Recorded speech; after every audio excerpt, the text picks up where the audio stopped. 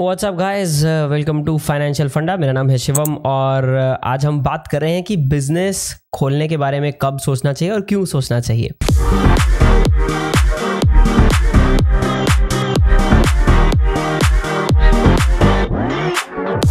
तो चलिए guys start करते हैं आज का वीडियो। एंड आपको पता ही है इस चैनल में बात करते हैं पैसा बनाने, बचाने और बढ़ाने के बारे में। तो अगर आप इन तीन चीज़ों में इंटरेस्टेड हैं तो लाइक बटन में मुक्का मार के सब्सक्राइब करना मत भूलिएगा guys. Let's talk about business खोलने के reasons. So of course number 1 is कि आपको पैसा बनाना है मार्केट में। But with that being said, आपको अपना कॉन्सेप्ट प्रूव करने के लिए बिजनेस खोलने की जरूरत है। For example in my case, जब मैंने मार्केटिंग कंसल्टिंग स्टार्ट किया था एंड मैं पूरा एक मार्केटिंग एजेंसी बिल्ड करना चाहता था, तो जब 2016-17 की बात है ये, तब मैंने पहले सर्विसेज देने स्टार्ट कर दिए थे एज एन इंडिविजुअल। एंड जो भी मेरा खर्चा होता था या मुझे किसी की हेल्प लगती थी, I used to do that and as an individual, as a sole proprietor that started. But वहां पे बहुत सारी चीजें जो है in terms of taxes, in terms of structure, in terms of liability जो है अलग हो जाती हैं। तो यहाँ पे बात आता है, क्वेश्चन आता है कि क्यों एक प्राइवेट लिमिटेड कंपनी स्टार्ट की जाए या एक LLP स्टार्ट की जाए, एंड एग्जैक्टली रीजंस यहाँ पे क्या होते हैं। So I think the first biggest reason is not the taxes, is not all of the subsidies that you will get, is not the 3-year का tax holiday जो आपको मिलता है स्टार्टअप इंडिया के अंडर। इट इज जब आप अपनी liability जो है अपनी पर्सनल नाम से अलग करना चाहते हो। सो अगर आप ऐसा कोई बिजनेस कर रहे हो जहाँ पे देयर इज अ चांस कि कुछ या तो आप ज़्यादा पैसा रेज करने वाले हो, बाय चांस लॉस होता है तो वो पैसा रिकवर कैसे होगा, वो एक प्रॉब्लम आता है। बहुत सारा पैसा आप रेज करने वाले हो, ऐसा कोई काम है जहाँ पे ज़्यादा लोग अफेक्ट हो सकते हैं। अगर बाय चांस कोई प्रॉब्लम आता है तो नेगेटिवली अफेक्ट हो सकते हैं, पॉजिटिवली भी ऑफ कोर्स। वहाँ पे एक limited liability based of business खोलना बहुत ज़्यादा ज़रूरी हो जाता है। चाहे आप LLP खोलते हो, चाहे आप यहाँ पे OPC खोलते हो या प्राइवेट लिमिटेड खोलते हो, totally on you. But limited liability का मतलब ऐसा है, लेट्स से कि मैंने बैंक से लोन लिया था एक बिजनेस चलाने के लिए, वो बिजनेस ठप हो गया। मैंने लोन लिया था मान लो 50 लाख रुपए का। अब बैंक बोलता है, ओ आपने लोन लिया था 50 लाख का, आपका ये काम ठप हो गया है, आपकी दुकान बंद हो गई है, लोन वापस करो। अभी लोन वापस करने के लिए वो क्या करेंगे, वो आपके स्टॉक्स, आपकी होल्डिंग्स, आपका खुद का रियल एस्टेट, वो सब वो वहाँ पे जब्त करना स्टार्ट करेंगे। And that puts your personal wealth and your families wealth at risk, क्योंकि लायबिलिटी आपके नाम पे है। पर जब एक बिजनेस की बात करें गाइस, बिजनेस क्या होता है, बिजनेस का अलग पैन कार्ड हो जाता है, तो वो बिजनेस अलग ही लीगल एंटिटी बन जाता है। तो वो लायबिलिटी उस बिजनेस की है, उसमें काम करने वाले डायरेक्टर, काम करने वाले ओनर, इन लोगों की नहीं है, वो बिजनेस की लायबिलिटी है। तो जब बैंक को उस केस में अपना पैसा वापस लेना है फॉर एग्जांपल, तो बैंक को उस बिजनेस के जितने भी एसेट्स बिकेंगे, जितनी भी चीज़ें बिकेंगी, वो बेच के जितना रिकवर होगा, बाकी का फिर ऑक्शन पे निकल जाएगा। अगर पूरा रिकवर हो गया तो फाइन है, पूरा नहीं रिकवर हुआ तो फिर वो ऑक्शन पे जाती हैं कुछ चीज़ें, जैसे रियल एस्टेट है, मान लो आपका ऑफिस है। तो यहाँ पे लायबिलिटी जो है वो आपके पर्सनल एसेट्स पे, फैमिली के एसेट्स पे, यहाँ सब पे नहीं आती। ऑफ कोर्स आप समझ ही गए होंगे कि ये कितनी इंपॉर्टेंट चीज़ है, स्पेशली इन समथिंग जो फ्रंट फेसिंग है, जो बहुत सारे कस्टमर्स के साथ आप डील करने वाले हो। लायबिलिटी आपके ऊपर ना आए, उसको सेपरेट करने के लिए एक बिजनेस स्टार्ट किया जाता है। पर अगर आप कंसल्टिंग देना चाहते हो, फ्रीलांस में किसी के लिए ग्राफिक डिजाइनर बनना चाहते हो या ऐसा कुछ करना चाहते हो, तो आपको डे 1 पे कंपनी रजिस्टर करने की जरूरत नहीं है। आप अपना कॉन्सेप्ट प्रूव करो, 1-2 क्लाइंट्स लाओ, थोड़ा पैसा बनाओ, then you can think from other ends. Now अभी वो अदर एंड्स कौन से हैं, उसमें से पहला गाइस आ जाता है ऑफ कोर्स जो टैक्स स्ट्रक्चर है वो बिजनेसेस में बहुत अलग होता है एज कंपेयर टू पीपल। सो बहुत सिंपल सा एग्जांपल देता हूँ। आप अगर रिच डैड पुअर डैड के भी फैन हैं तो आपको ऑलरेडी पता होगा, इनकम क्वाड्रेंट्स की हम बात करते हैं।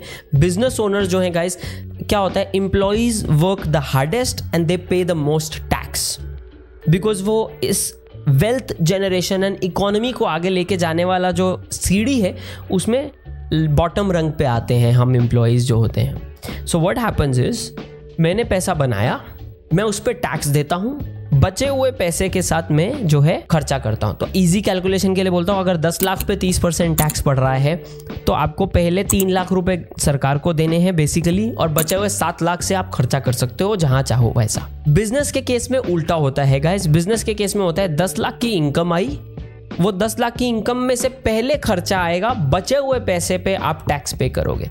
तो मान लो मैंने जो है 10 लाख की मेरी इनकम आई, मैंने उसमें से 7 लाख रुपया खर्चा कर दिया। What I am ignoring here is industry, 50% profit, बहुत सारी और अलग अलग चीज़ें जो आपका सीए आपको बेटर बताएगा, बट एग्जाम्पल के तौर पे ले रहा हूँ। 7 लाख रुपए आपने खर्चा कर दिया, बचा 3 लाख नेट इनकम जो आती है। क्योंकि देखो एज एन एम्प्लॉय मेरी नेट इनकम, अगर आप 10 लाख का एग्जाम्पल ले तो 10 ही लाख है, पर as a business net income means expenses minus करके, तो 10 में से 7 लाख माइनस होगा, बचे हुए 3 लाख पे मैं 25% 30% जो भी वो आता है उस हिसाब से मेरा जो है कंपनी का टैक्स दिया जाएगा। ये एक बहुत ही बड़ा रीज़न है जिसकी वजह से आपको अभी एकदम से दिमाग में आ रहा होगा कि how people like Jeff Bezos and Elon Musk जो हंड्रेड्स ऑफ बिलियंस बना रहे हैं, जैसे इलॉन मस्क है कुछ $16 बिलियन, 16 बिलियन विद बी कुछ टैक्स देने वाला है ये साल, बट जिसने हंड्रेड्स ऑफ बिलियंस बनाए हैं वो सिर्फ 16 बिलियन कैसे दे रहा है? क्योंकि टैक्स ब्रैकेट्स जो हैं